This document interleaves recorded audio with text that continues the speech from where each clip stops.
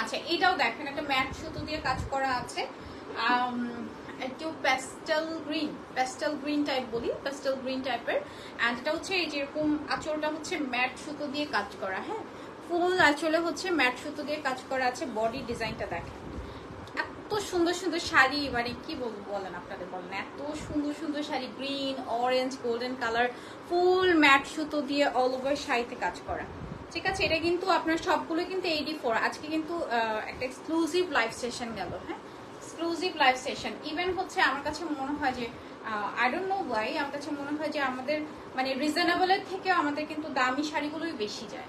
দামি এগুলোতে দামি বলা যায় না, কারণ হচ্ছে আমি বরাবরই কিন্তু বলি, একটা হচ্ছে আপনি যদি থিঙ্ক অ্যাবাউট ইট, যে একটা শাড়ি মেক করতে 1 মাস সময় লাগে, 1 মাস দুইজন মানুষ বা কোনো কোনো শাড়িতে 4 জন লাগছে, 4 জনের মজুরি যদি আপনি থিঙ্ক করেন তাহলে এটা কিছুই না। হ্যাঁ সো এই হচ্ছে কথা। অ্যান্ড এটার সাথে হচ্ছে ব্লাউজ পিস থাকছে। প্রাইস আসছে এটার কত, 16,500 টাকা।